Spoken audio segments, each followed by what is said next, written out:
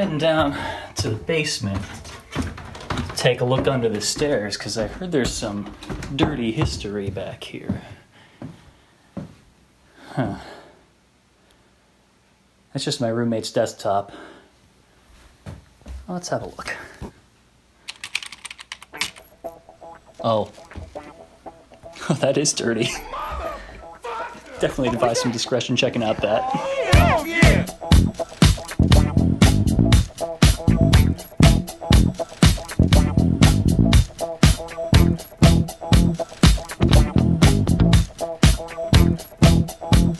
Good morning, good afternoon, good evening, Juggalos, Juggalettes, and those who don't identify as such. This is Juggalo Judgment, where two friends take time out of their busy schedules to sit down, listen to, and analyze music of the Juggalo variety. You're joined by your hosts, Mike and... Shmeev.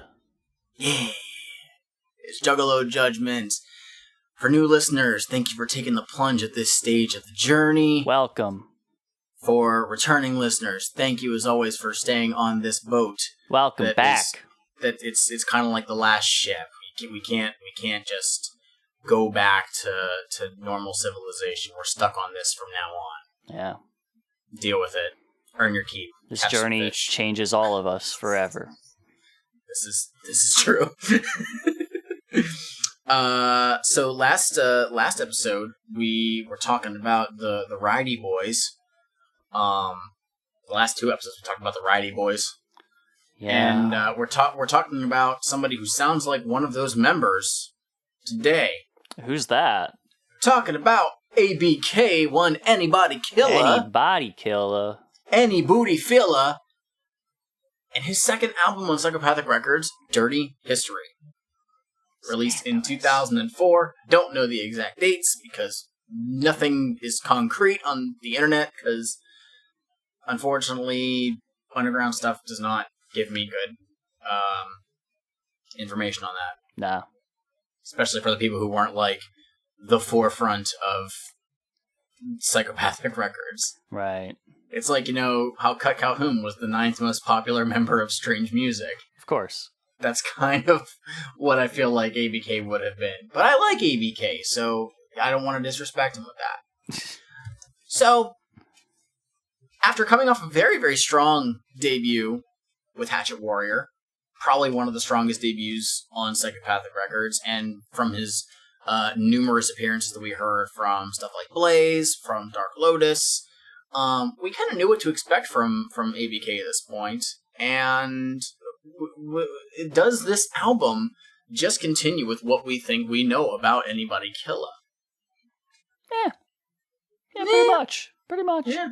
We got a lot of references on the first album of a guy who is very proud of his Native American heritage, yeah. and will let that be known on virtually every track.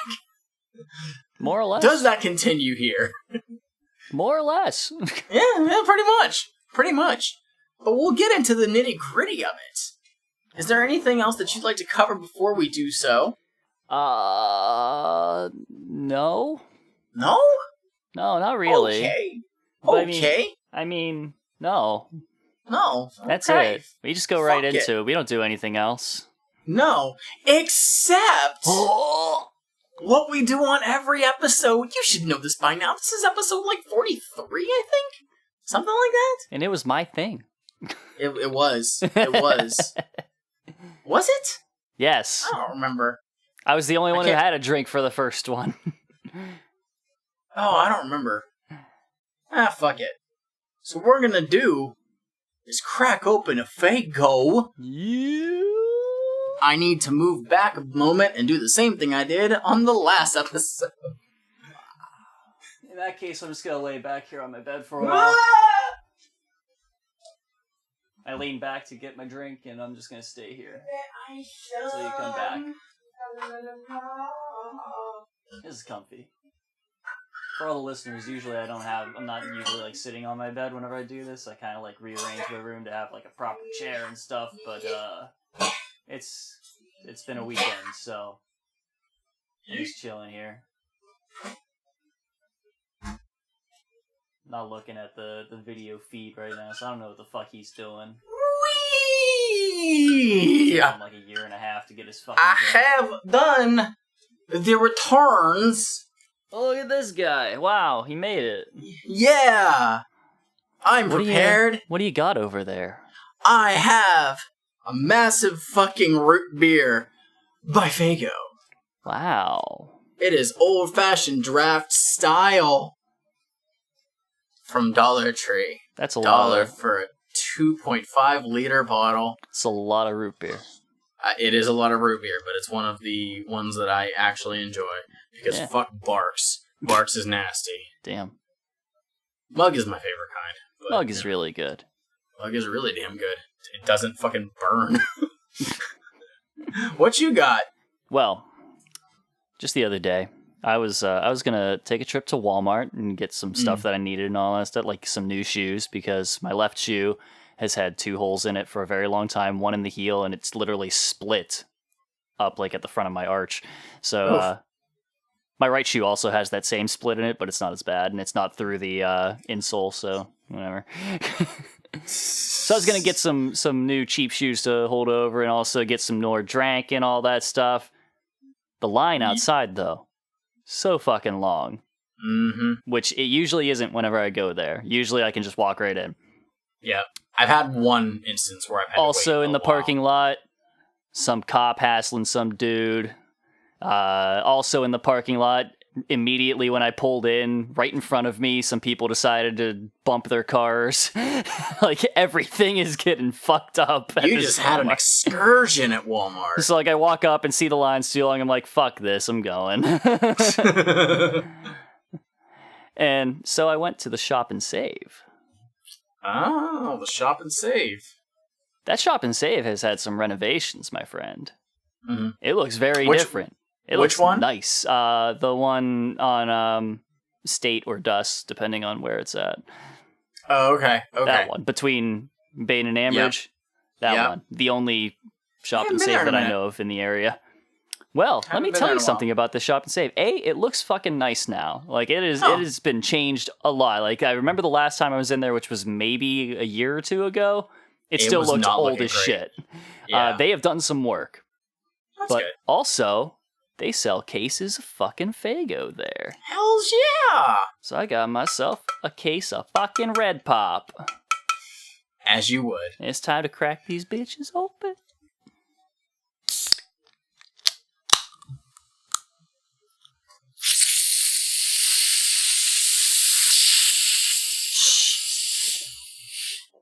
That was violent, and it looks so good on the capture.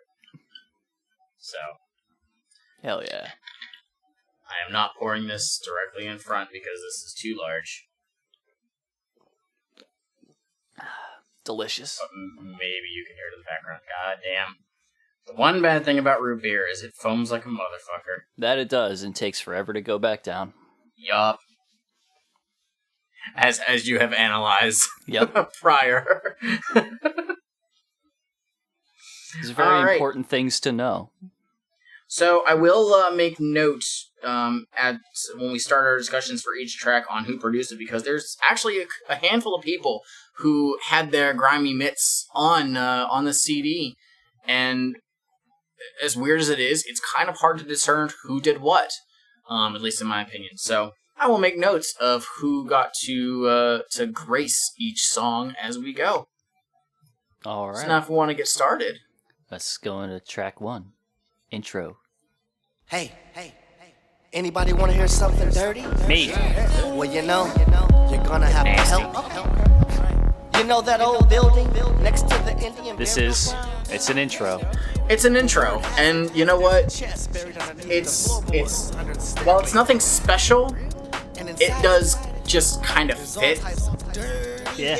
We're literally just talking about a handful of kids who are going into this it's an old abandoned shack. Yeah. And under the stairs, there's a thing. Yup. And yeah. That's it. So. And this one leads right in. Well, it's actually got a little bit longer than I thought. Yeah, it's a bit longer than I would have liked it to be, but so be it. Yeah. This actually has production by one James Hicks, who I will refer to as the name that they ended up going with for the majority of their time at Psychopathic. That was Lavelle. Oh, We will hear him throughout. So, I think that's actually him doing the main voice, just with an effect on. Sound like a kid. well, now we're gonna go into Bombs on You. What the? Tell me what the fuck's going on, y'all. We dropping bombs up in this bitch. Tell me what's going on. Y'all better recognize Psychopathic dropping bombs. I will always keep my shit underneath the surface because the way I feel the mainstream don't deserve this. I'm set out to break backs on tracks and scratch on all records that you spin on wax. I'm a crazy motherfucker with pride, and I got enough wisdom to keep my soul alive. So grab a mic and let me see if it shine, cause it's time to make this whole world mine, all mine. Every time I see these people, they always just stop and stare, like I don't belong in this place, so they say that it's not fair. I can't understand this drama that the earth brings down on me, so let me take you through my mind. Look in my eyes, follow me.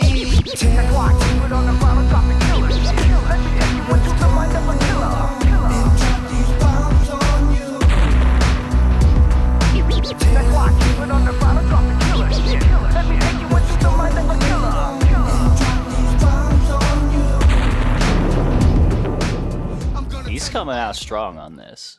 I gotta say. This is a great song to open this album, and this I could literally see this being like something you start your set with. Oh, for sure. Like, I feel like you could literally have the intro into this to open a set. actually, so something that we will eventually talk about. His next release was an EP and came with a DVD, and it contained the performance that he did. I think it might have been at the O4 gathering. And it kind of did, like, his intro was like that, hey, just like cut multiple times, kind of like what you were doing to me before we started recording. And like ABK like yelling back at it. And I think that this might have been the one that it went into, but I can't remember. Huh. But yeah, like I could see people just getting hyped for it, and whatnot. This was produced by Fritz. So again, I think that it does kind of have a feel of some of the stuff that we heard on Green Book. Actually, the bass line that he put in there really reminds me of what was in Ham Shabam. Yeah. From Green Book. I don't know if it's like the effect that he has on the bass line or what, but it was really reminiscent of that. And also another note is Scratches by Isham. Oh, shit. So I didn't realize that he did that, but again, he just does a lot of production as well, so it really should be no surprise. Yeah, he does it all. Yeah. So yeah, I'm just gonna jump back to the intro because we didn't have a lot of time to talk about it, but I want to talk about it. First off, like my impression of this, because of who ABK is and generally his take on a lot of stuff, when you use the term dirty history, like it evokes a lot of like thoughts for me at the very least. I'm like, yeah. Oh shit, man, are we gonna be getting into some stolen land stuff? Is he gonna take some motherfuckers to task? Almost. Sometimes here and there. Yeah, this is something that's really, really interesting. When you rap as a whole, you know, from a white person outside looking in. Yeah. I mean, we've talked about it with you know, gangster rap and how Psychopathic Records basically misses the mark, but a lot of it is talking about, you know, struggles of, you know, for most people, struggles of the black man in America. Yeah. Where ABK shows so much pride in his native heritage, we don't really get anything as far as like him going into anything historical. He takes like offhand mentions on it, mm-hmm. but he doesn't. He almost like like I said, it sounds like he's about to go in on it, and then he's just like, eh. I'm like, what? And you know what? Maybe that is a choice of, you know, I don't want to have to try and educate people. No, I mean, that's whatever. Fair. Yeah, so that's the thing. It's not a dig at him by any stretch, but it's just I don't know if there's any, and there probably are. If I think we mentioned it like right on the Hatchet Warrior album. I don't know of any other rappers who primarily like identify themselves as Native, like what a Native American rapper is. Yeah. And if they go into any such topics, if you know of any, please let me know, because I would be very interested in checking it out. But yeah, ABK, while he is he's a proud Native American person who raps, I can't say like, oh yeah, he's a Native American rapper. I mean, as far as like, it's part of his identity regardless, and it does influence the way that he approaches certain things anyway. Yes, instead of having an axe, it's a tomahawk. Yeah, but also in the intro, the way that he explains this is very interesting. Like, like there's somebody who was buried under there, and if you release him, stuff, you know. And presumably, the one they're speaking of is in fact ABK. Yes, that's what it sounds like. And if we look at the album cover, you see a bunch of kids digging up them stairs, and in the background, I want to point out. Yeah, go ahead. I don't know who designed the cover. Sure. I don't care for it. I like it. I think it could have been much better. I think that the logo for what the album title is good. But also it's interesting though that the number on the kids on the one kid in the name it's Lumbee, which is the tribe that he's from. So but yeah, go on. Sorry. Anyway, as I was saying, they're there doing the digging up the stairs thing, and then in the background you can see out the window behind a tree looking at them. Who is that back there? That looks like that's someone Killa. It's someone from Dark Lotus. Oh. Anyway, it's anybody Killa looking back there. So I'm like, what's going on here? And what this it gave me like these strong vibes of The Ring. Have you ever seen The Ring? I have not, because I'm a bitch. So you know The Ring. It's like you watch the tape. 7 days later, girl kills you, crawls through your TV and stuff. Near the end of the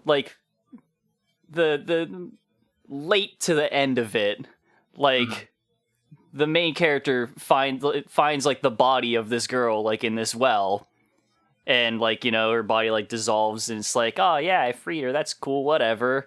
And then her kid's like, you shouldn't have done that. It's like, but why not? She was already killing people. Why did she need freed? Why did it matter if she was freed or not? She's already doing the killing. What's the difference?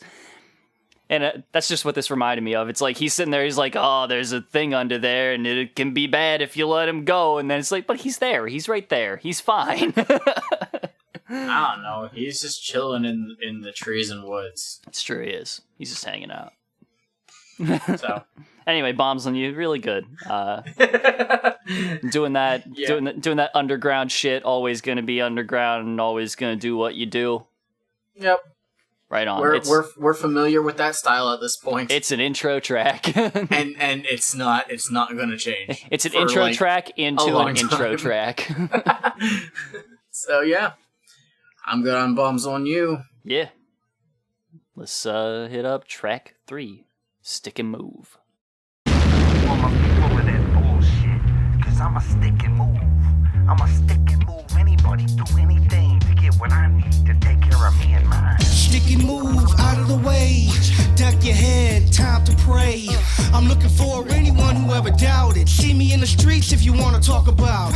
These days I got nothing but time, so I'm gonna use it all to chase down what's mine. Acting crazy when you know you're soft, and the only thing hard is that shit you talk. You ever seen a redskin get tipsy, then take it to the old school 1850s?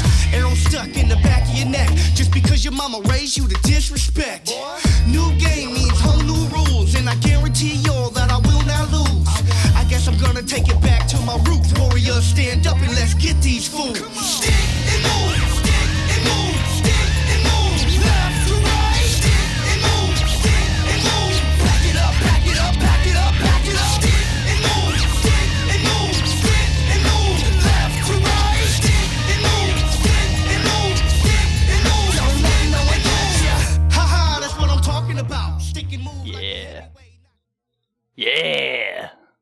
this one is so good. This fucking chorus, that is like concert staple. Oh yeah. I could just see like crowd going fucking nuts in that one.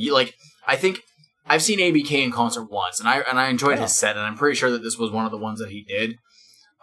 He opened. It was one of Twisted's shows. I think it was Fright Fest 2013 or 2014. I can't remember offhand, but I do remember this being one of the songs, and it's one of those where it's like, you know, he's doing his thing, and then the concert kicks on, and then you have like the strobe lights going on during it. Oh, just atmospheric, so fucking good. But we're just continuing the hype from Bombs on You, where Bombs on You was more like steady paced. This one is a bit slower, and he's kind of reserved in the verses. Yeah, but that hard hitting chorus just it's good. Night and day difference, and bangs. It works so fucking well.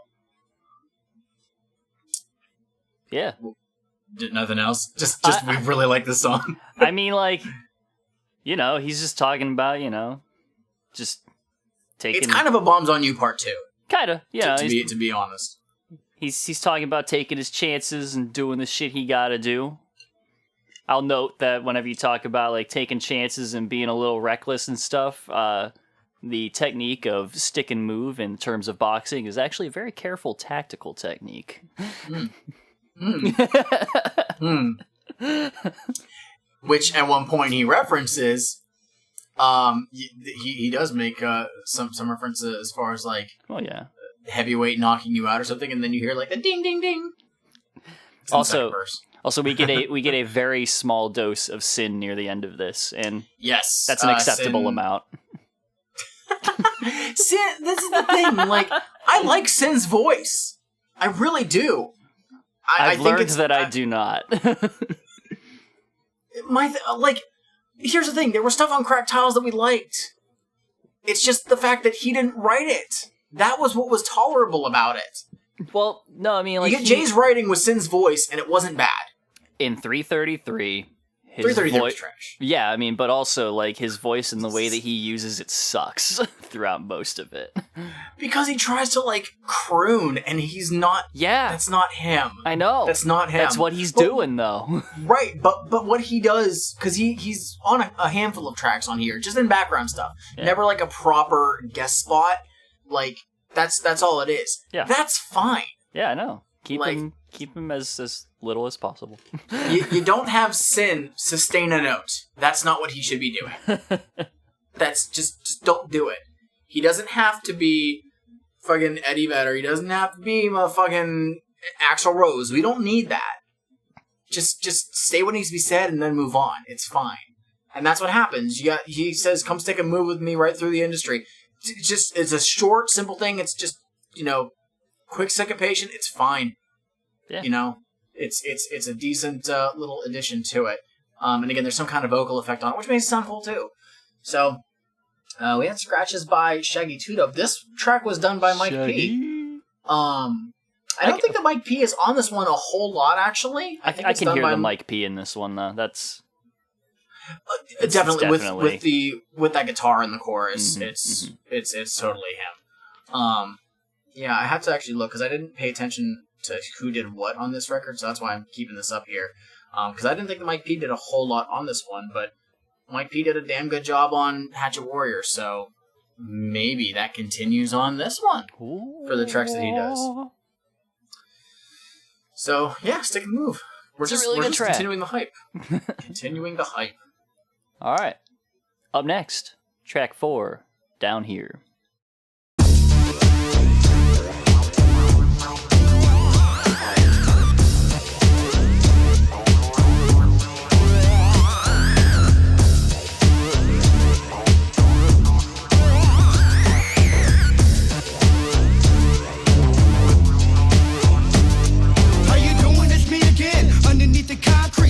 Of the underworld, where the fucking dead sleep, creeping and crawling with the stench of a rat. You can hear me when I'm coming, but you don't know where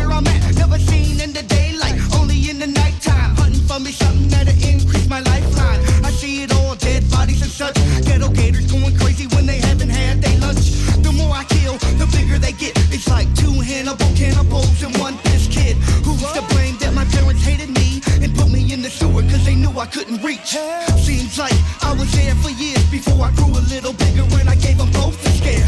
Now I'm addicted to paying people back, sitting underneath the sewer captain waiting for you to down here, there ain't no light, might not be alright. Down here, in these sewers and pipes, it's always night. Down here, there's no sunlight I'm feeling. Down here, you have to crawl and find it all appealing. It's very nice of Violent J to allow ABK to have the first verse on this track. Okay. So you texted me a couple days ago saying about how this song pissed you off. I didn't say there it was pissed too much me off. Violent J on it. I was just saying there was a lot of, like, it feels like there was a lot of J on this track. Like, I tuned out and tuned back in, and he was still going. No, but this is the problem. Whenever, like, and I was like, yeah, Jay's on here, but I don't think it's that much. Jay has 2 lines in the chorus. Mm-hmm. Okay. He has that short, like, 2-line part at the beginning of the second verse. Mm-hmm. And then Killa does the rest of that verse. It's a very short piece, yeah. And then Jay does one of his 2002 to 2005 long verses. Yes. Okay. It's a very long It's about verse. half and half. It's about half and half. It's a Let's very be real. long verse. This is, and here's the thing. I've talked about how, like, yeah, Jay does some fucking great verses during this time. This one's not bad. It's not one of his best ones. Like, there's been a couple other ones where I'm like, just fucking greatest thing ever. Like his one on Sticky Icky Situations. But, yeah. I think there's something to be said for brevity, a thing that Jay does not have. At this point in time, I don't mind it. So, that's the thing. What's something that came up to me whenever I was listening, and it was around this point of the album. We're only 4 tracks in. Musically, there's one thing very, very prominent that I've noticed, and I've never really thought about it in some prior albums. Mm-hmm. The bass lines are very, very noticeable. There's a lot of times where I don't pay attention to it, or you know, something doesn't really just jump out at me. But on this record, it really does. And I don't know if it's because they have it, like, pitched up, or not pitched up, but louder on the track overall. But it's very noticeable, and they've got kind of a funk vibe to them throughout the record. There's some where it changes a bit, but this is one of the tracks where it really, really stood out to me. Because, I mean, yeah, there's some stuff in the chorus, like a bit louder, but the entire track, like, you hear that bass line very, very much. And I mean, I dig it. I'm not saying that I don't, that it's too much and, you know, it takes away from it, but no, this I don't think is a bad track. Actually, I have one actually memory that always jumps out when I think of this song. Mm-hmm. When I was going to senior prom, this is stupid. All right. I did not have, you know, I didn't go to prom in a limo or anything like that. You know what I did? I drove. I was like, yeah, I got my license.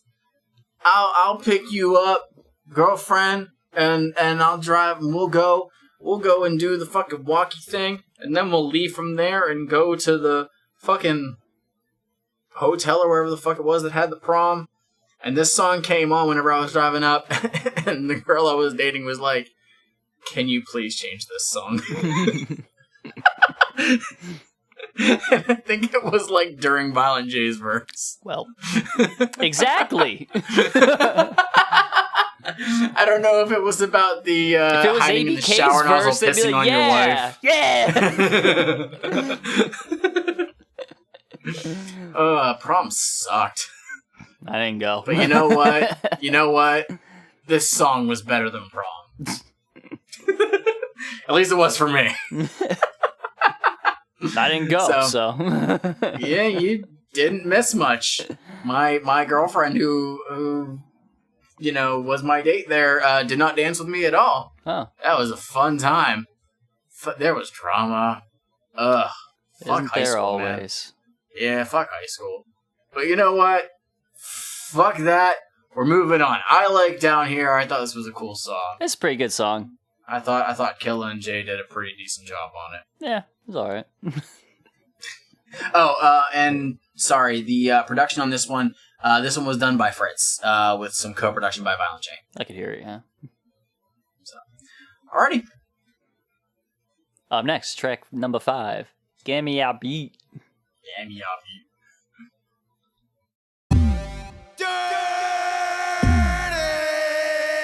My gap sounds nice. One, leave your whole damn neighborhood stunned. You better run. I'm coming at ya. Duck, bob, and weave as these bullets fly past ya. Man, I'm crazy, puffing on a green leaf. Point my heat straight, get off on me in the street. I'm putting 1 little, 2 little, 3 little holes in the back of your dome. You should've stayed home. D-town, born and raised. Drinking on the porch, beating down all strays. Broke as fuck, and always hungry. Clothes on my back, be dirty laundry. Give me a fucking beat. Just give me a fucking beat. Just give me a fucking beat. Just give me a fucking beat. I'm dusty like an ashtray. I don't give a shit. Alright. So you got Killa rapping over a beatbox Yeah. type instrumental. Just doing some stunting. Yeah, he rides the beat really well. He does. I dig it. Like it's a fairly short track too. Like there's no like special bells or whistles to worry about, but he does what he intended, and I think it was pretty damn solid for what it was. The track itself is longer than what it shows, but that's because there is a skit at the end. I don't know if you want to go to that and just we'll have it run into the next track. What was but the this one, time on that again? Well, real quick, this was everything done was goddamn. Music beatbox by ABK, keyboards by Mike P, scratches by 2 Dope, programmed and engineered by Mike P, and co-produced by Killa and Jay. So, funny for a track that has almost nothing to it, a lot of names on it. Yeah. And that skit starts at 1:39, and that will ride into Party at the Liquor Store. Yeah, man. My girl's supposed to be coming through, dog. And she might just have a little honey for you. What? Is it always like this in your motherfucking neighborhood, dog? What? Oh, man, it get crazier on the weekends, dog. Let's go down to the This party gets so store. I know dumb, that bitch but I down love there. it. I need a 40 anyway, dog. Go to the fucking... What you got a tank in the back, motherfucker? Oh, man, it's just down the street. Come on, dog. Jay Fuck being that, I ain't going to no bitch. motherfucking... Fuck Well. that, where's the basement at? Man. There's a party going on. Who's coming with? To kill the rest of that 140 and grab your shit. I hope you got some money, cause I ain't got your back. Especially how cheap you was on that chronic sack. There's a party at the liquor store. Don't be claiming broke. Acting like a cold 40 ain't good on the throat. Who you think that you fooling, cause it sure ain't me. Should've borrowed $5 from your old lady. Is there anybody's cup as empty as mine? Pile in the hoorah, seats recline. Stop at the weed spot, order up another. This is how we do it. Motherfucker. CD burn full of old school tracks. On the corner of the party store shooting some craps. If this is something that you normally see, then you probably live close to me. There was a party at the liquor store. Come on. There was a party at the liquor store. Come on. There was a party. Anybody? Party. There was a party at the liquor store. Come on. I showed up, drove up, khakis, grease. Who was that we heard coming in on that second verse? That was this guy, this rando called Colton Grundy. Whoa, I've heard of that guy before. Yeah. When's his shit gonna drop? Probably sometime, maybe. So yeah, we got Killa and Colton, Killa Grundy, on this track that was produced by Fritz. This With some drive-by addition- track, one could say. some additional vocals by Jay, Lavelle, and Twisted. I'm guessing they're probably just doing some shit in the background. I could hear Lavelle on the chorus, and I think he's also the person who later on is shooting up the liquor store. So yeah, apparently in the hood, liquor store is a place to be. Hell yeah. There's shit's bumping there. Yeah. I don't know. I don't go to the liquor store anywhere. I will say, nothing really happens at the one that I go to. the one right in town by the Dollar Tree. Yeah. Yeah. As it turns out, you just go there and you buy liquor. And you buy liquor and then you leave. You just go on your merry way and drink in solitude or something. That's it. No, it's usually on Discord with other people. Well, there you go. This is honestly, and it shouldn't be any surprise. This is not my favorite one. Really? I like this track I don't a lot. know. I don't mind it, but I guess like I think one of the things that puts me off about it is the chorus itself. It just sounds messy to me. I don't know. Don't just. This is my opinion. You know, opinion on a show that we have opinions on. Whatever. Don't you give me that sass. Let me bring the straight facts. This track's fun as hell. I like the change at the end of it. Because the hook goes from party at the liquor store to there was a robbery at the liquor store. There was a robbery. Someone got shot. It's so good. Blaze. So, yeah. Blaze mentions showing up with chicken heads.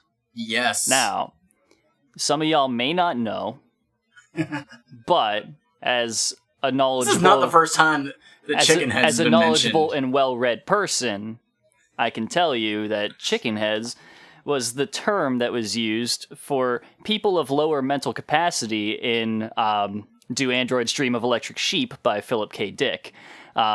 The purpose of them, the book that Blade Runner was based on, if you didn't know. The point of them was to illustrate the idea of this test that was used to determine if somebody was a replicant, was just on the border of sometimes also being able to include humans of lower cognitive function in that, who would then presumably be killed by, the enforcement and such. And it was basically used to illustrate that, like, hey, whenever you try and use these tests to determine, whenever you declare somebody as not human, you're usually catching other people in that too. Especially when you use things like an IQ test or something similar to do that. And that's what Blaze was referring to, and I'm glad that he supports them and takes them to the parties at the liquor store. He's actually talking about cokeheads, but...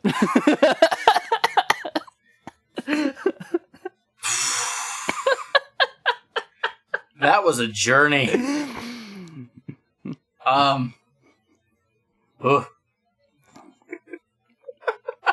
Do Android's Dream of Electric Sheep was a fucking trip to read. I have nothing further to add. Shit. All right. So you done? It. you don't have anything for that? I got nothing else. We're gonna move on. Track 7. Hey y'all.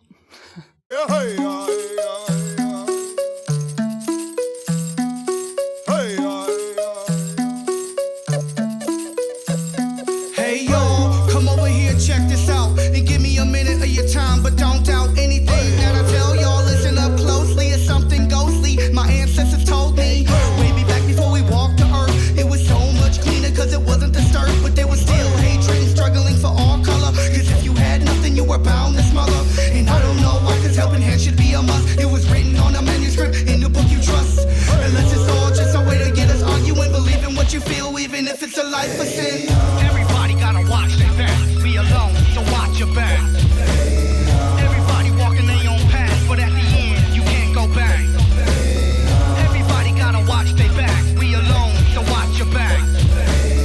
Everybody walking their own path, but at the end, you can't go back. Ever since you've been in jail cell, murders. So hey y'all. Hey y'all. This music was written, produced, and played by Brian Jones. Who dat? That, if I remember correctly, I believe that's ROC. Oh.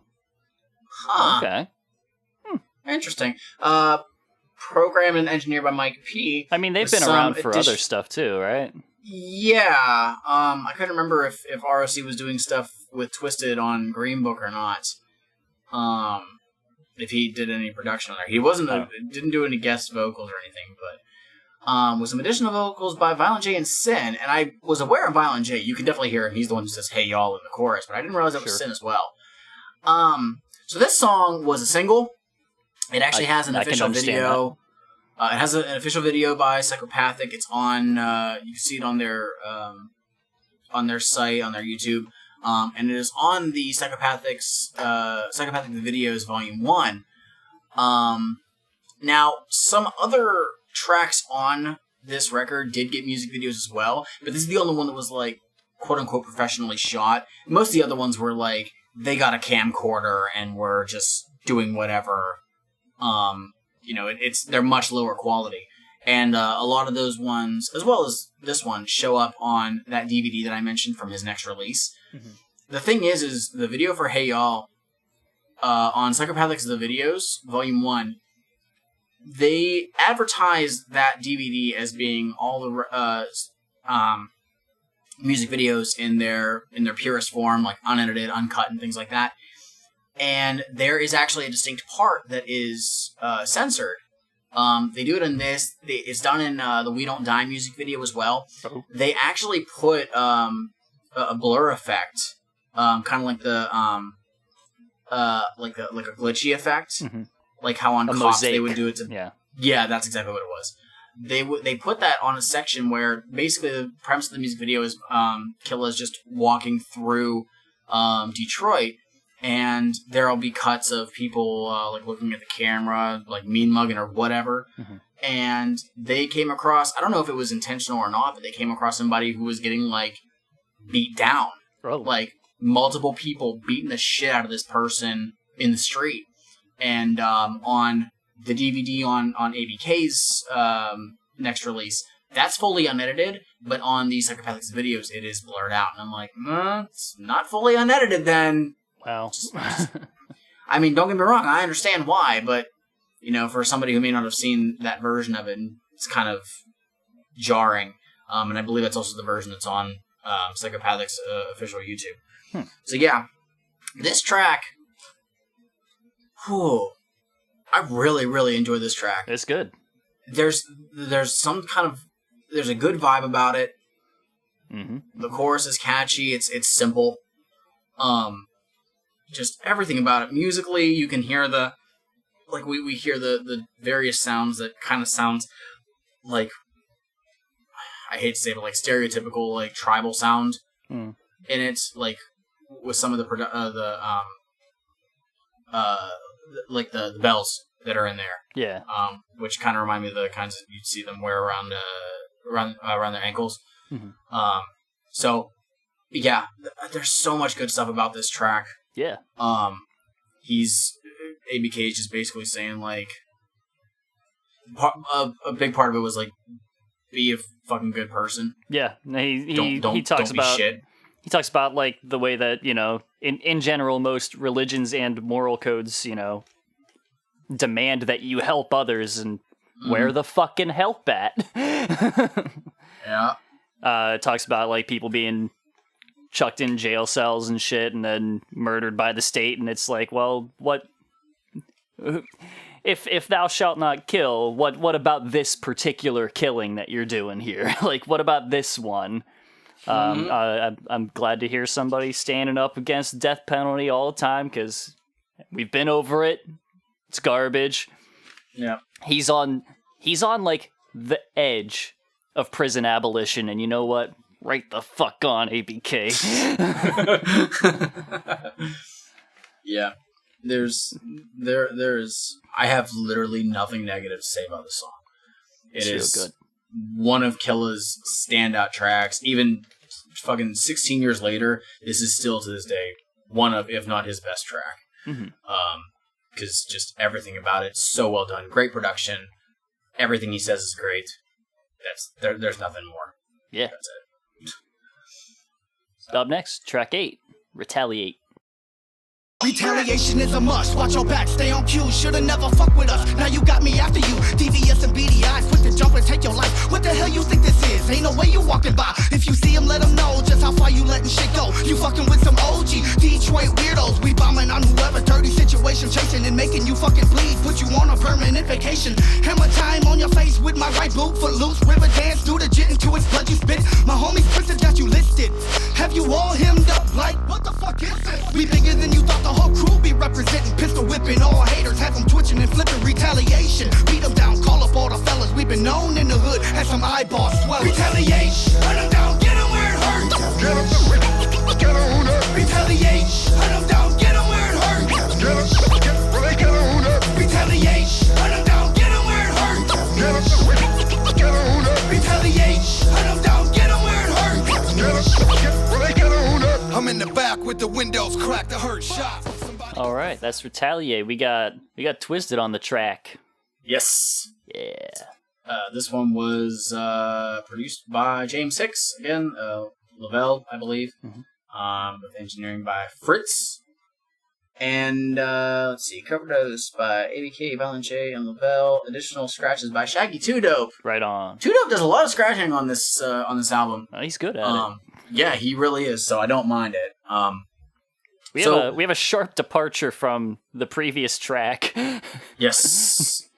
Where he's kind of insinuating that, hey, the kind of retaliation that we do against people is a little bit fucked up, isn't it? And then he's just like, yeah, fuck it. Yeah. Basically, don't fuck with ABK and Twisted. Yeah. Their entire thing was like, we were fine until you struck first, and now we're finishing shit. It's not we're gonna hurt you, we're gonna fucking kill you. Like, that's all that this one is. They're gonna hit him where it hurts. That's what they say. He fucking says, like, monoxide specifically. Well, is monoxide, like, of course. But well, yeah. Come on. But in the hook, the only part that we listen to, it's what brings us back. Yeah, that's that, I suppose. I ain't telling you no lie.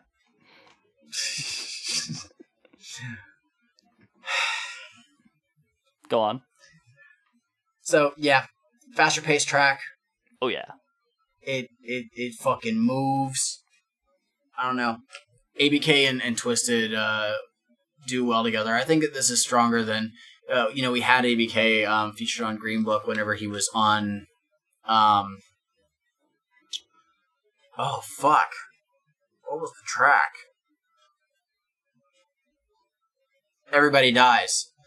And unfortunately, like, it got overshadowed a bit just because of the fact that it had Bushwick Bill on it. You know, the guy who took a verse that he already made and put it back on there.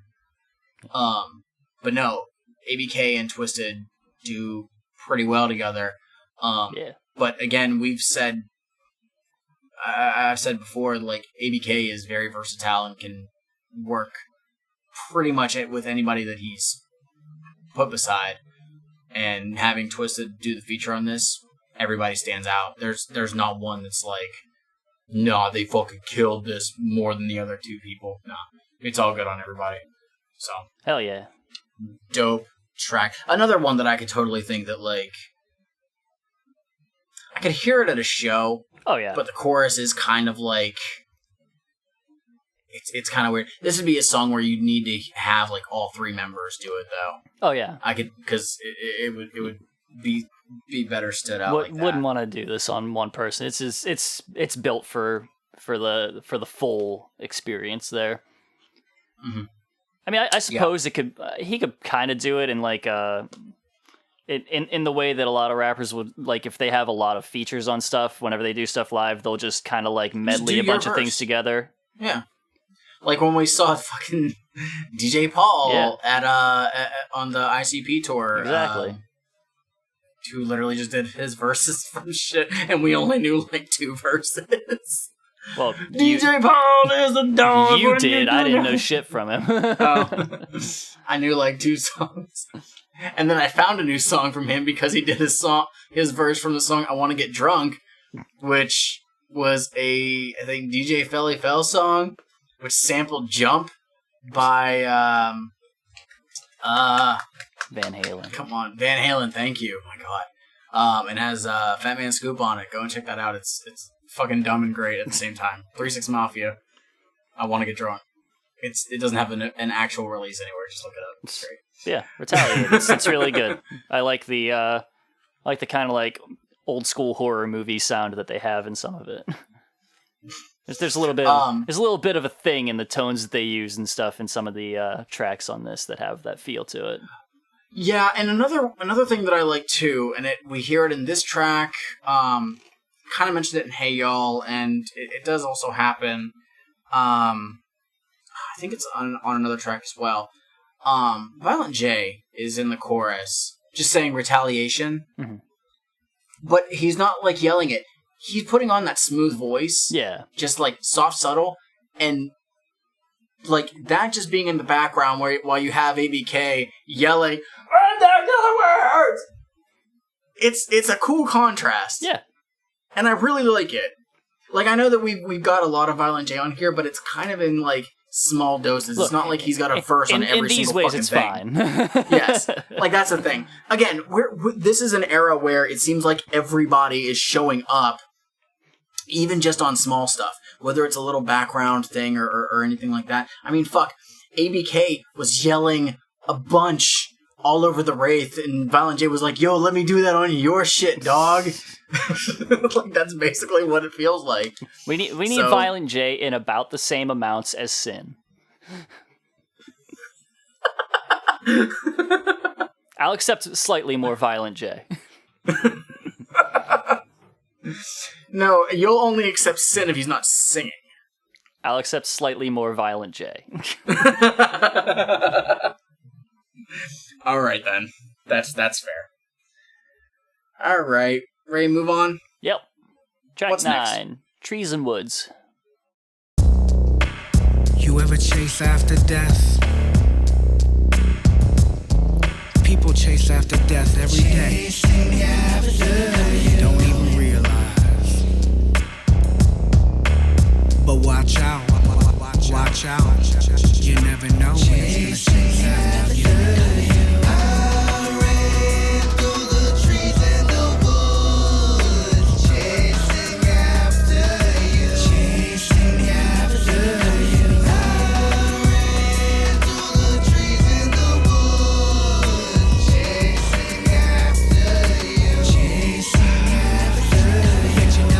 Coming while you was just chillin'. Overnight sound so dark and thrilling. With the quickness, I bring the sickness. Run, hurry, hurry, run. You really got to feel this. To the outside, we look ungifted, but look deeper into yourself and prove your own existence. Treat me like I'm unfree when neighborhoods are burning down to the third degree. To visualize it's my own TP, because the hate we try to stop all began with me. Reincarnation, like it or not, but when you at death's doors, we gonna see what you got. Standing up on that platform, mad as hell cause you was never well informed. I guarantee you're gonna wanna come back with a whole new life that's so compact. I ran through the trees and the woods, chasing after you. Trees and Woods. Trees and Woods. First thing that jumps out to me on this one is the hook itself. I liked his choice of having the double vocals on the hook. Of him kind of doing his like normal voice that's subdued and him yelling an octave higher over it as well. It's kind of a cool effect. But the rest of the track just kind of doesn't do much for me. Yeah. I kind of gathered that, like, in a sense, ABK is, like, the idea of death. But I guess. Maybe that's totally wrong.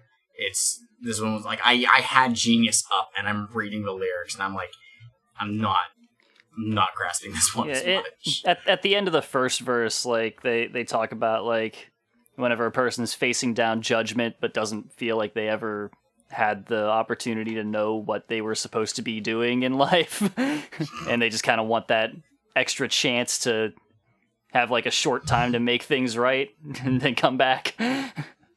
That's a part that I caught out of it. Also, in like the last verse or something, he calls his own words deep, which you just don't do. You can't call your own words meaningful / deep. It doesn't work. Also, this was produced by Fritz, which, again, based on that bass line that I called out earlier, which sounds exactly like a bass line from Green Book. That totally makes sense. Yeah, this track in general, like the style of it isn't my kind of thing, but I will say that they executed that style very well. I would, for the people who this is for, I think this is a good track of that sort. It ain't for me. This is one of the ones that was performed at the Gathering on that one performance on the DVD. So an interesting choice, but I mean, I guess I get it. So yeah, like I said, we both said not for us, but okay. Yes, we're at a point in this album where we can have a track that isn't really what we want. Yeah, it took halfway to get there. It's whatever. Yeah. It's whatever, but the next track is Never Hope.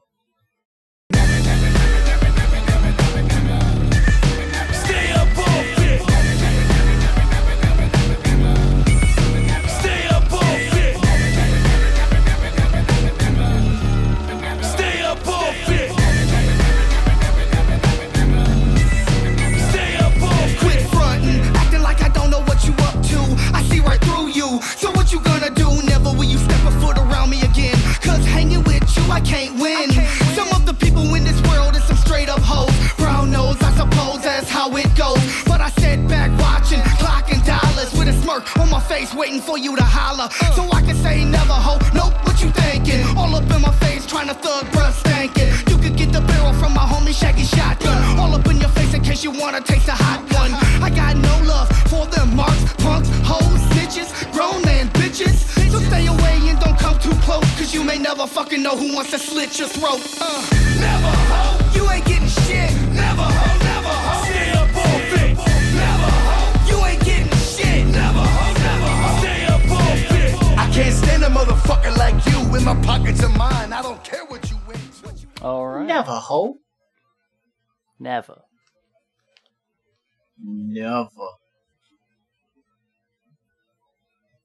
What you got on this one, buddy?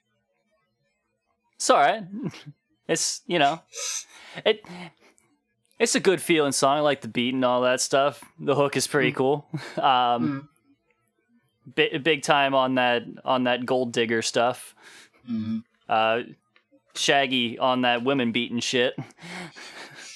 That is true. That is mentioned, I think, twice in his verse. Yeah. And towards the end, maybe. So I had a thing whenever I was looking at this. Yes. I'm looking at that title. I'm listening to the track and all that stuff. You know where I'm going already. Go ahead. No. Go ahead. I want you to continue your thought. To me, I hear the word Navajo. Yeah. And I'm like, I do a quick look up on them, and I'm like, no, they're both Cherokee. Well, Killa's Lumley, but well, also Cherokee. Oh, is he? Yeah. Okay. And I wasn't sure what tribe Shaggy was. Half Cherokee, but, he said, on an interview with Howard Stern. I believe he's that, and he's Polish, I think. Oh. So, that's exactly, I believe, what this was being referenced to. And I'm just like, what? I mean, I understand. Like, yeah, you probably you couldn't fit any of the other ones in there, but like, hang on a minute. Yeah. Yep. You're completely right. Track was produced by Fritz. With some engineering by, again, James Hicks, who I will keep saying is Lavelle. I'm almost certain it's Lavelle. There's people who are probably yelling. There's no way to look it up. Lavelle, you can't tell. You know, the worst part is he doesn't have a Wikipedia, so I couldn't. I did look it up through Fago Lovers. There was somebody who was asking about it on their forums like 3 years ago, and that's how I pretty much gathered that information. So, yeah. literally, it's self-explanatory. Like, don't try and get money from ABK and Shaggy 2 Dope.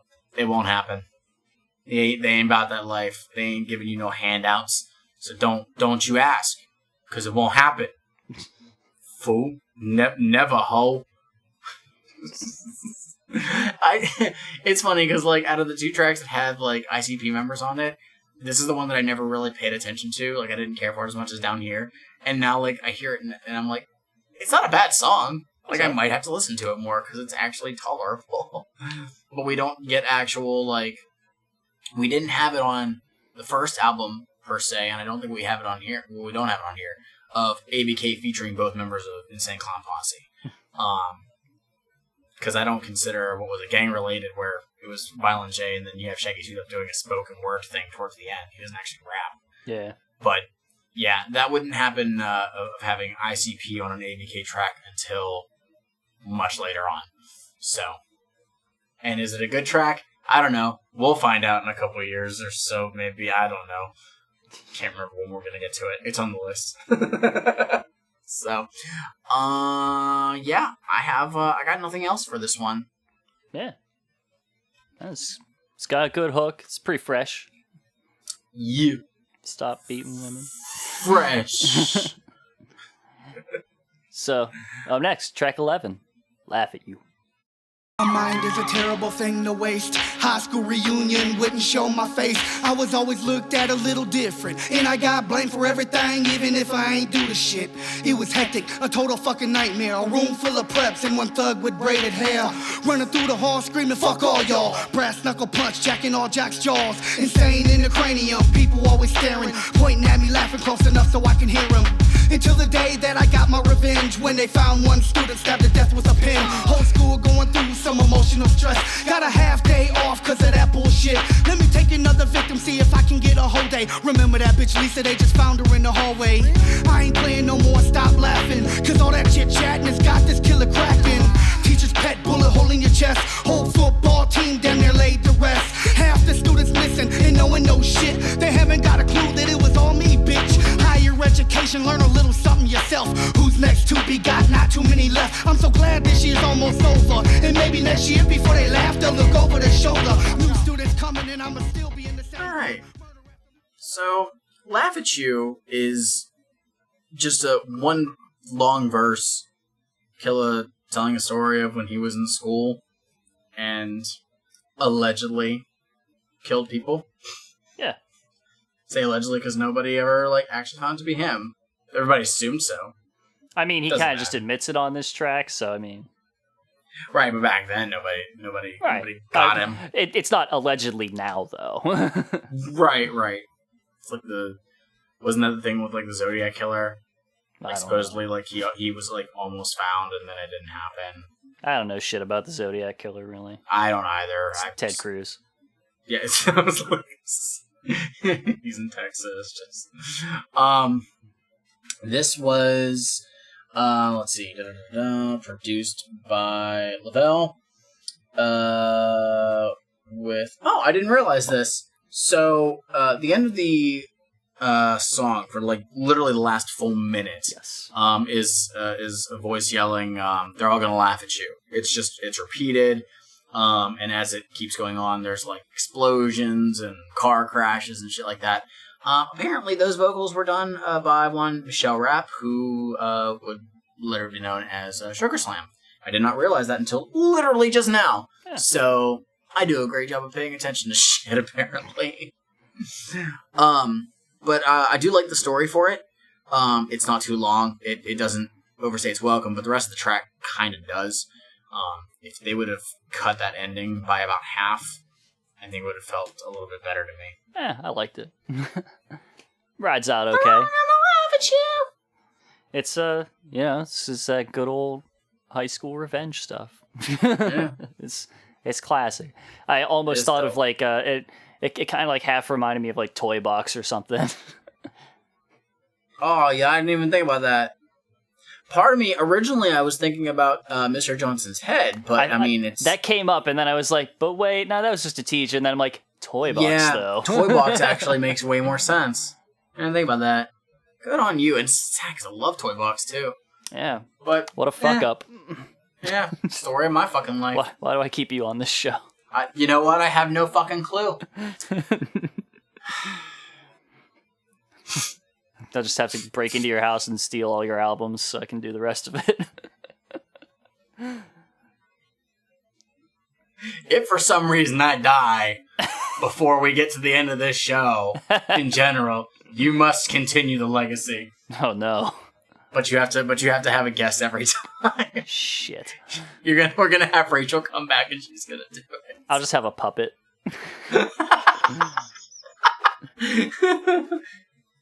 No, just use a Ouija board and you can communicate with me. It was too slow for me. Oh, Mike. You gotta listen to the things that they're saying, though. Oh, too slow.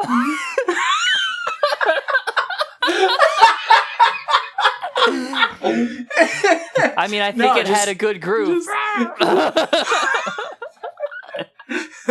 Cheat.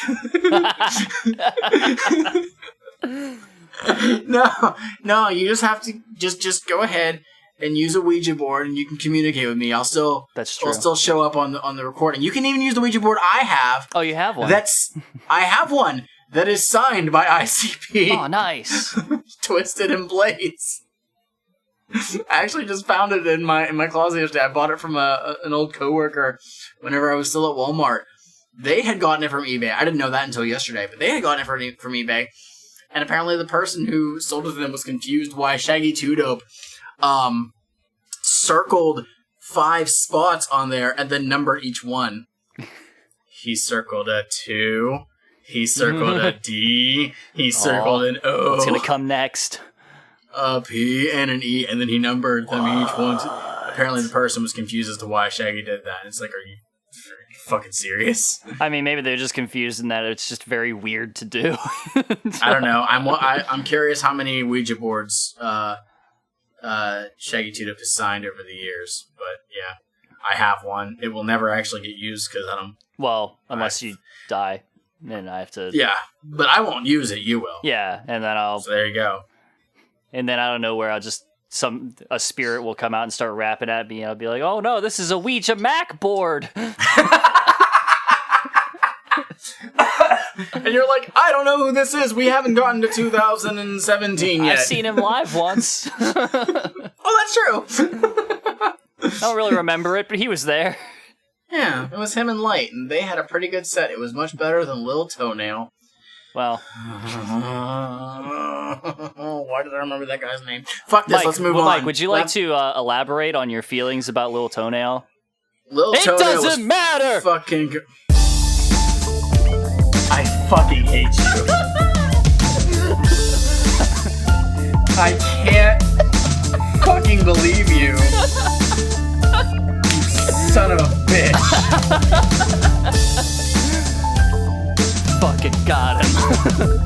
It doesn't matter what you say anymore. Things you do don't amaze me. So now I see you like you passed on. Don't nothing last long. Shit ain't forever. Whatever you thinking of, there's always something 10 times better. Don't mean to bust your bubble, sink your boat. But if you dive in and can't swim, you ain't gonna float. It's like some people try as hard as they can, dipping in a situation they don't understand. Confused and fed up, they don't know what else to do until they get mad enough and come after you. I wanna take this time to figure out what I'm all about. Should I do them in or just chill and shut my mouth? God forgive me for this evil taking over, but there's situations I won't understand until I'm older. Gotta live my life through these twists and turns, and it doesn't matter cause I'm always down to learn. It doesn't matter. Doesn't matter if my shotgun splash your brain. Doesn't matter if I'm busting and I got that aim. It doesn't matter if you murder me, I'll do you the same. Send you back to hell to burn forever in flames. Doesn't matter if my shotgun splash your brain. Doesn't matter if I'm busting and I got that aim. It doesn't matter if you murder me, I'll do you the same. Send you back to hell to burn forever in flames. Different lifestyles, new face each day. It doesn't matter, Mike. I'm still sitting here like stewing in anger over that. I can't fucking believe you. Well, while you're stewing, I will just talk real quick. This is a compelling look at Nietzschean philosophy through a Juggalo lens.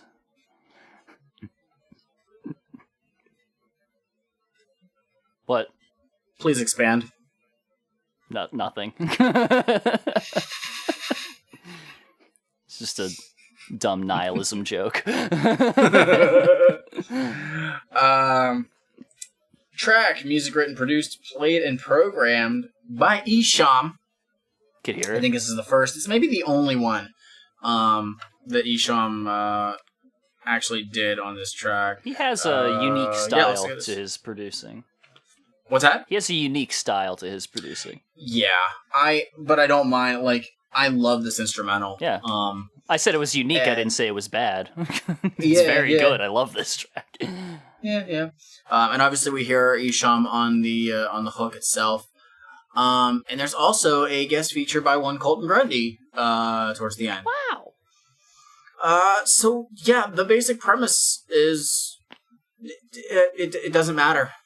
Yeah. That's really, like, it's as simple as it can be. Like, it doesn't matter about this because in the end, this. That's all. Yeah.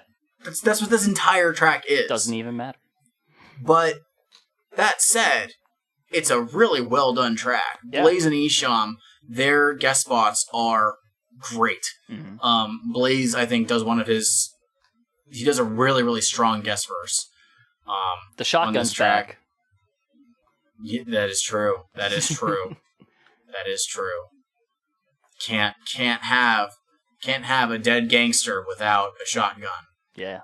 It would not. It doesn't fit the ensemble to not have that. Doesn't make sense. Can't be just a gat. No. It can't be a Desert Eagle. No.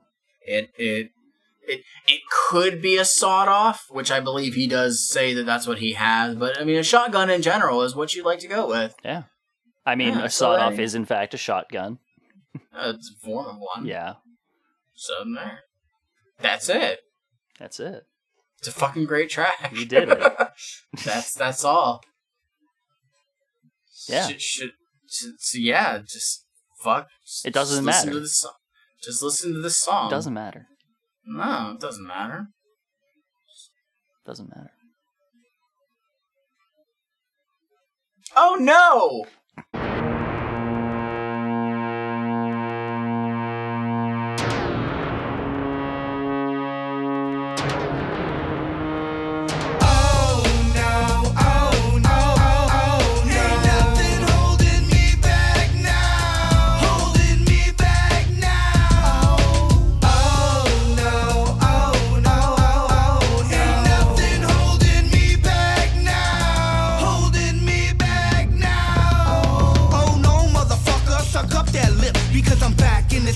I'm ready to trip. So I hope you never doubted me, cause here I am, packed in your eardrum like a can of spam. And I wouldn't give a damn if you hated me now, because my family hears me out and bumps this shit out loud. You could call us psycho, crazy, insane, with no one to blame. So we just sit in the rain, waiting for the right day to get what we deserve.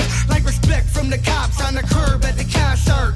Nice titties, my oh my, but when that tear gas fly, you better close your eyes. Every time a new adventure, punch a horse in the face. Smoke a blunt in the forest while you piss in the lake. Situation's fucked up, fun and foul, but it's a whole new year, so try and stop me now.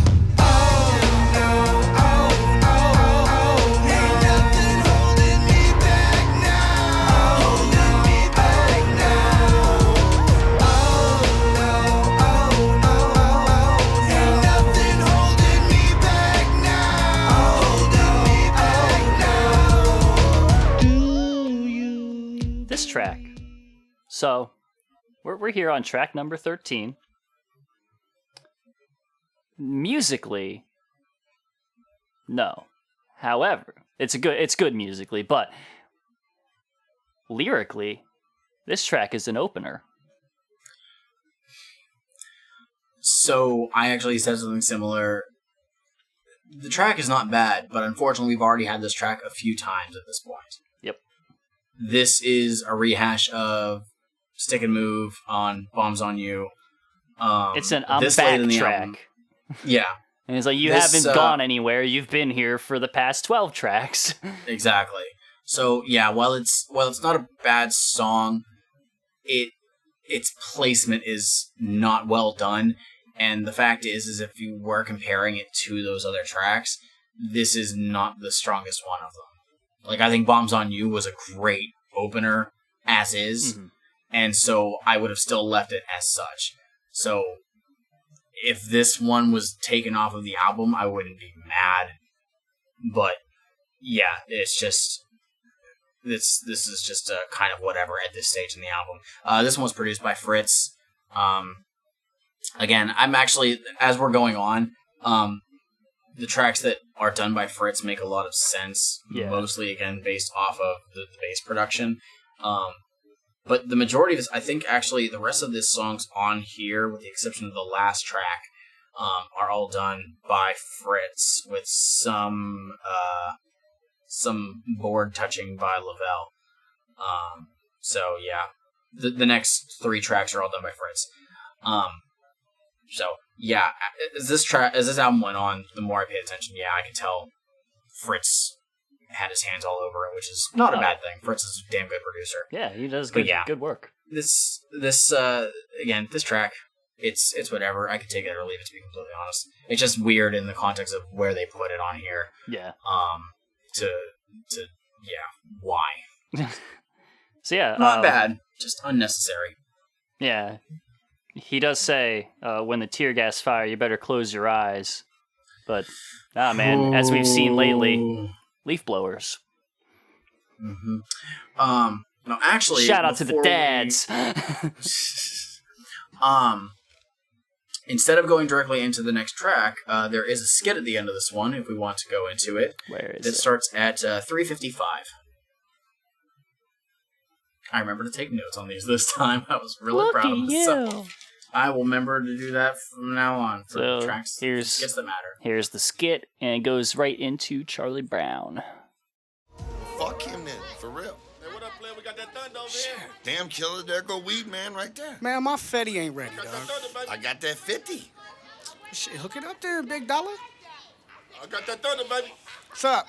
What's up on a 50 set? Hey, man, look, I got 50s, 100s, 20s, whatever you trying to do, baby. I got all that weed you need. Yeah, dog, that's what I'm saying. Hey, well, check this 50 out right here, man. Peep that, man. Shit, let's see that shit. All right. Right. That's that deal. That's that deal, baby. Man. Whoa, man. Hey. What? Man, that's a lot of weed for motherfucking $50, dog. Hold up, man. What's your name, dog? I got them deals, man. What's up, man? What's your name, dog? Y'all want the weed, man? Why? What's your name, though? Man, my name Chuck, man. Damn it, I knew it. I knew it. This is That's Charlie speaking, Brown, by dog. I mean, what? Man. Y'all don't want the weed? Y'all don't want the weed? If y'all change y'all mind, y'all know where to find me. I'll be down on Sesame Street, boom. No.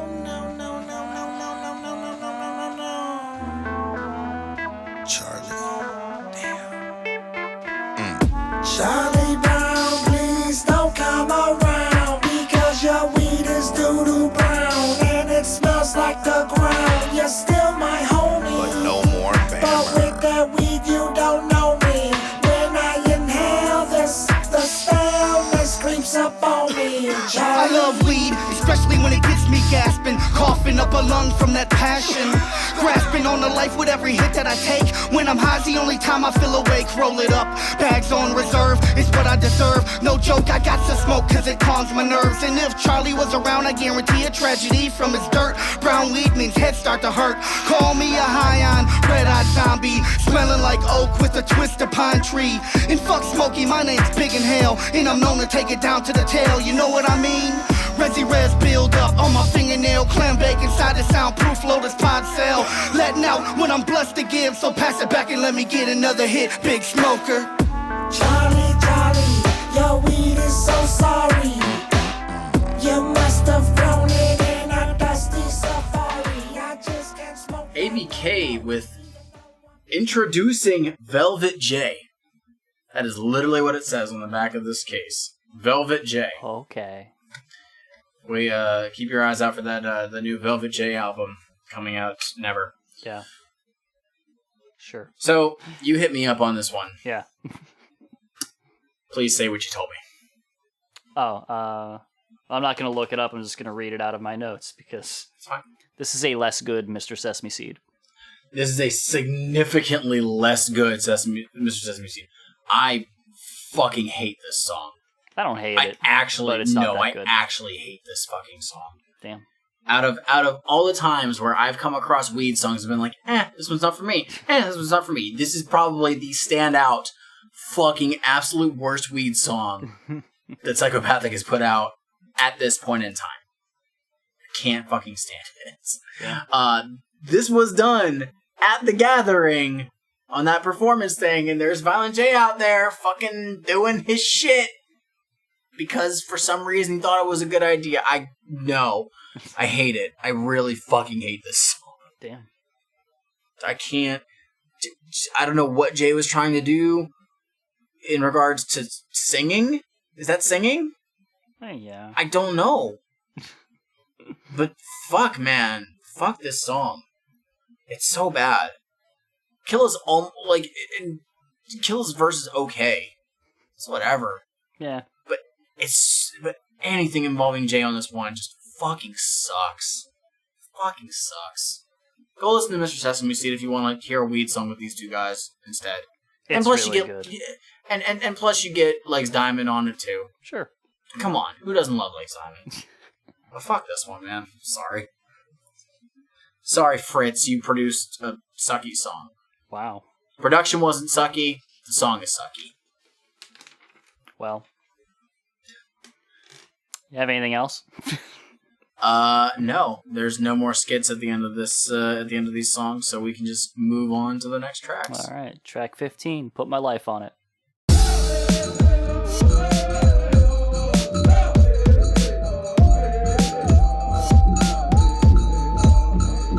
I put my life on my music and everything around me. Streets that I was raised on, living oh so ruggedly. So I decided way back in the day that I'm gonna try and take whatever comes my way, you know. I'm working hard to get mine, paying dues, trying to make it through and outsmart some fools.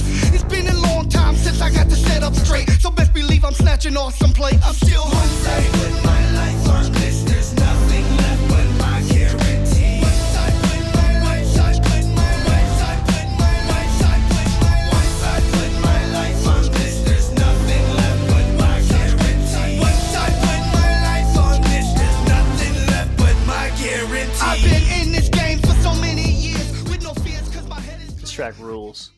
This track fucking just destroys shit. Mm-hmm. Beats the shit out of Charlie Brown by a country fucking mile. So this track, tight verses. Yes. Very tight verses. They're in, they're out, boom. He keeps it concise. I like it a lot. All about some self-motivation. Oh yeah. That's really what this is. Dedication to the game. The hook is really well done. Violent J, do that. What you did on this hook, great. Fucking great. His voice is good for it. Killa in the background of it, awesome. But yeah, this track does not overstay its welcome. I wouldn't have minded if it was a bit longer, honestly. But no, this track just does so much good shit to it for it. Just it's really, really well done. If you decide to go, if you have a TikTok, you can follow me on there, and I did a TikTok video to the beginning of this song. Because all I do is that shit. Or, piss people off. But that's beside the point. He talks about, like, all the years that he's been doing this for, and for many people, like, perhaps they're just thinking, like, what, like 2 or 3? The 2 or 3 years he's been on But in Psychopathic. fact, No. he's been around for a very long time in a professional sense, like, as far as, bands and stuff and album releases, since 95. I was going to say, I thought 95 was when he started. But also, like, whenever he was a kid, like, he was performing for money out of his garage in, like, 88. The dude has been doing this shit for a long time. Yep. That is some dedication, and props to him. Like, he has a fan base, and that is, like, he's obviously worked for it. Hell so yeah. there's no hate towards ABK for that. Like, ABK, it's really sad because Killa's one of the few people on Psychopathic at this point who is kind of in limbo, and people can never tell if he's actually on the label or not. But he does have his own imprint called Native World, that he has people who release stuff from there as well, and he constantly releases shit off of it as well. Like, he never stops. Yeah. He hasn't stopped. And that's, again, it's pure dedication. He was saying it in 2004, and it's 2020. It's still fucking happening. Like, props to him. I'm actually kind of surprised, because I would have thought that he would have ended up on Magic Ninjas. And you know what? There's been quite a few people who have thought that as well, especially with Blaze going over there. Yeah. There have been, like, there's only ever been one official drive-by release that was put out on Psychopathic Records that came out in 2005 and re-released in 2008. And it re-released in 2008 because Killa was gone from the label for a time. When he came back, they decided to re-put out the album. We'll eventually talk on that one.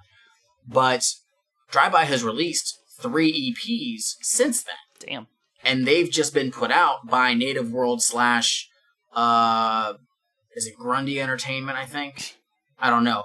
They haven't been put out by Psychopathic. They haven't been put out by Magic Ninja. It's their own thing. Yeah. Which is fine. Like, that's totally okay. Oh, yeah. But I don't know if it's because, like, a level of dedication or something that he has to Psychopathic or what, or, you know, I have no idea. But if for some reason, I mean, ABK was featured on Twisted's most recent album and that was for the first time in fucking ages. Nice. So people were really surprised about that. And as soon as that happened, people were like, "Oh, is ABK going to Magic Ninja?" It's like, no, he did a fucking verse. Like, shit doesn't mean shit. He was on Blaze's album from a couple years ago that was on Magic Ninja. It didn't fucking do anything. I think it even said, like, ABK appears courtesy of Psychopathic Records. Like, that's all it is.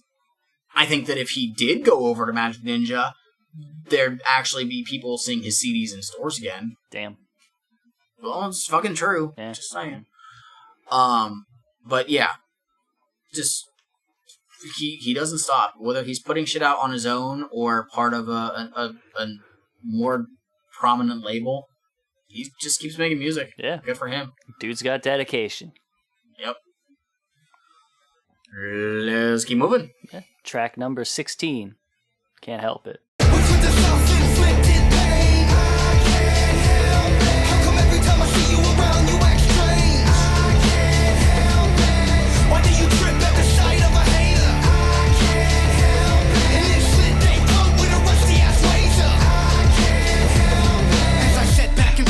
What to do next? I start to reminisce about my life and shit, like how I came from the streets, was raised by the streets. That's why I give love and I'll die for the streets. I really can't help how I feel, and I could give 2 fucks to know how to deal with the pain and anger, stress, emotions. I'll just roll a blunt, light it up and start smoking.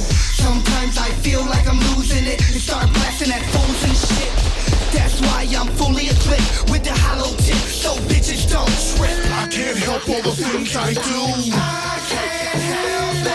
I got a feeling, neither can you. I can't help it. What's with the self-inflicted pain? I can't help it. How come every time I see you around, you act strange? I can't help it. Why do you trip at the sight of a hater? Can't help it. You can't. So Get your shit together. all that I really wrote down for this was, I can't help it, but I'm also not trying.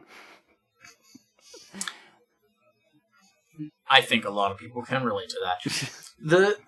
The song itself, I was really trying to think about it, and I had to look at the lyrics like while I was listening to it. Not because I didn't necessarily know the words, but just trying to get the context.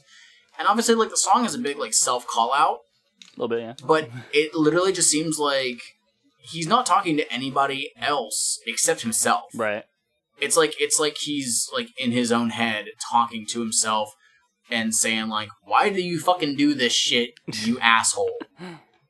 And he's like, "Well, I can't help it." And I'm like, "Oh, okay, well, okay, move on." That's really it. Yeah. I think I've seen this one done at shows as well. I can see that. Yeah. I could see people just yelling that "I can't help it" in the chorus. It's hype. It's at this stage of the album, second to last track, it fucking moves. Yeah. Like, if you had switched this for Bombs on You, it wouldn't have made sense. But I mean, it's hype. This might be like the fastest track on the album, actually. It's pretty up there. So yeah, it's definitely a cool track. But just the context for it is just kind of wonky. I don't mind it though. But yeah, it's solid. It's just like can't always use the excuse of "I can't help it." Like, no, if there's shit that you're doing that's bad, fucking change it. You gotta take responsibility. Fix your shit. or seek help to try and do so. He throws that one It's out really the me window at the yelling very beginning of it. This is literally like yelling at myself right now. Go to therapy, you little bitch. Shut the fuck up. Track number One of these 17. years. To whom this may concern. Track what? 17.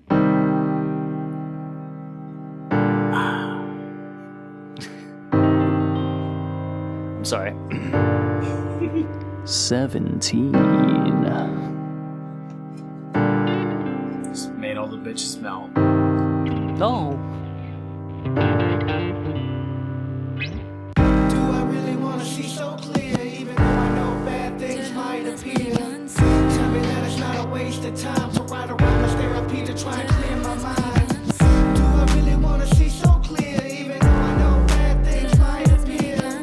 Tell me that it's not a waste of time to write around as therapy to try and clear my mind. I was asked this question not too far back. Did you ever think that you would be where you at?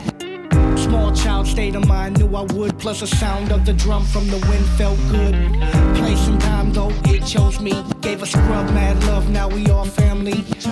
No backs, never, I won't turn. Don't act like my soul ain't concerned about if you like me, if you hate me when I die. Will they take me? Someone tell me if I'll see you all another day. Like I never would be flipping the script with these live wire lips that ignite with spit. I'm writing this as if it was my last. Thank you for the memories and times we had. To whom this may concern. Remember me as if I never went away, because I see you all another day. To whom this may concern.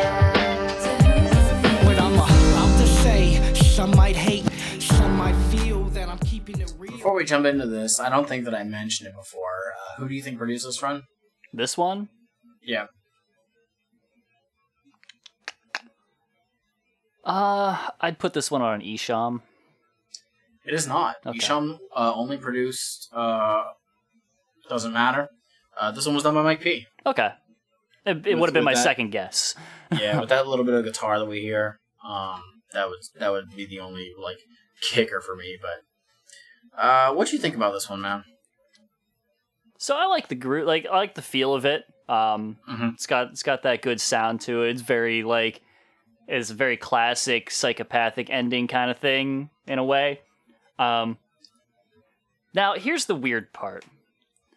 I don't know what he's going for here, unless he retired after dropping this album. That is what this sounds like to me. Yeah. The thing is, when I was trying to pay attention to the words, and I had the lyrics up and everything, it almost came off like, and he mentions the word at least once in here. It almost comes off as a suicide note. Yeah, but then also not. Yeah, it's kind of open ended, and it's almost like, okay, well, was he writing this, and did he only have like a 2-album contract with Psychopathic, and didn't know what was going to happen next? Or any number of things. Like it's a bit open ended, and because of that, it's hard to take it to heart. Right. Of okay, well, what are we going for? What kind of emotion are we supposed to experience with this? Is this the last album that ABK was ever doing? You know, what's going on with this one? And so because of that, while it should have that psychopathic big feel ending, it, to me, just falls a bit flat. I think that, especially at a time that we've had so many other really, really strong endings over Psychopathic over the last couple of years, this one doesn't really tick the boxes for me. It doesn't really resonate as much as some of those other ones have. Because either you have the very, very big, huge, grandiose ending, or it's a lot longer and seems to evoke more emotion, and this one doesn't have either of those, I don't think. Right. It's not a long song. It's not even 4 minutes long. So it just kind of just sits there, and unfortunately I feel like because of that the track kind of ends on a whimper. we went from probably the most hyped track as far as like energy-wise on track 16 to a huge 180. And it's just kind of jarring at that point. Yeah, I mean, like, the track itself could work well. It's just literally like if without being able to figure out with context what the fuck he's going for in this, it just kind of leaves me a bit confused. I feel like in most psychopathic ending tracks, like there is no question what they're talking about. They're very, very easy to fill out. And in this one, I'm just like, I have no idea. Yeah, like on 1999's Amazing Joker Brothers, their song "Nothing's Left." Okay, well, there's nothing else that Insane Clown Posse can do. They never released any other albums after their fifth Joker's card. Nothing's left. That's it. Like, yeah, it's just... And here's the thing. We can also talk about, like, for the ones that are, again, more slow and solemn, like, look at, like, Renditions of Reality. Back on Most Tasteless. Like, it still had more weight, I think. The only other one that I could kind of compare this to is, I hate that I can't remember what it's called, but it's the final track from Freak Show, which was fairly similar as well. I'm All Right. That's what it was. That one also kind of had it was short and very subdued, and I think allegedly was supposed to have a guest feature on it. I think that might be the But this, to me, kind of evokes that as well. And so, like I said, while it's not a bad song, the fact that it's kind of jumbled in what we're supposed to interpret from it, this is not a song where I want open interpretation. I want it to be definitive. Yeah. And so, like I said, it's kind of a downer to have this be the final track on the album. So, but that's just me.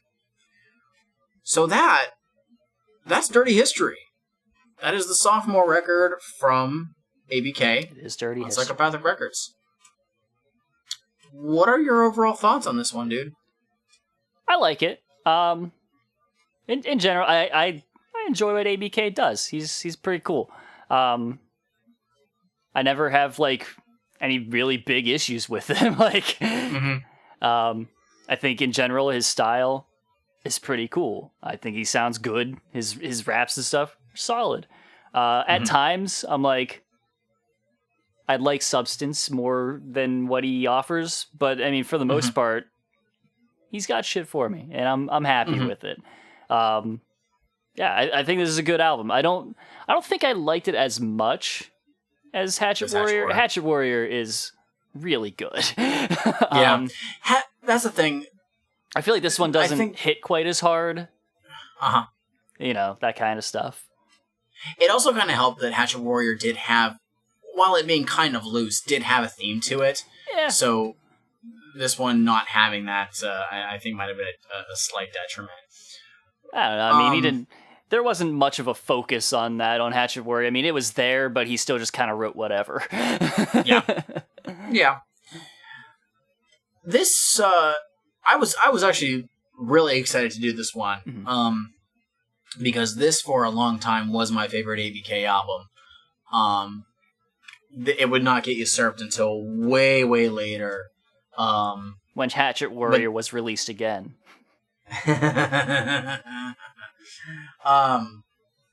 But this is, again, another strong release where this period of time from about 2002 to 2000 to late 2005, I would say.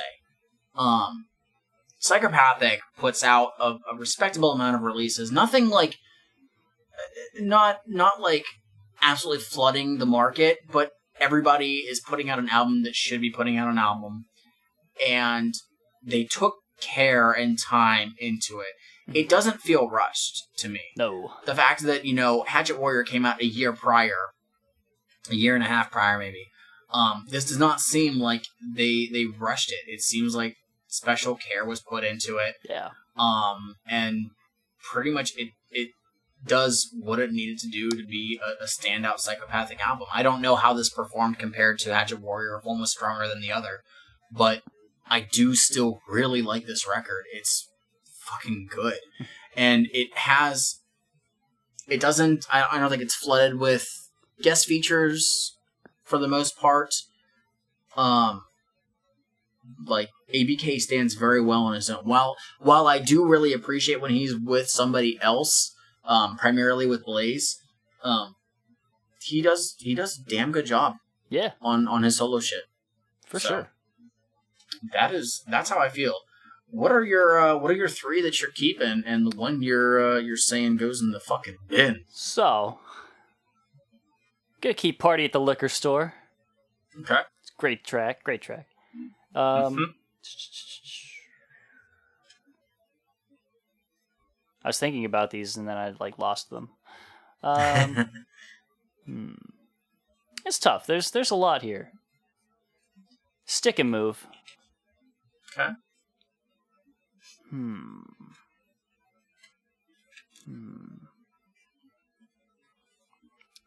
There's kind of 3 of them actually that I'm looking at here. A whole other 3. Yeah. Retaliate's really good.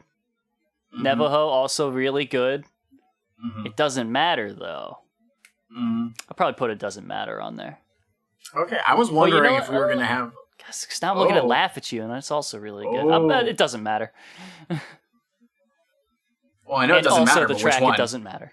I was wondering if we were gonna have literally all 3 tracks be different. So, mine are Hey Y'all. Sure.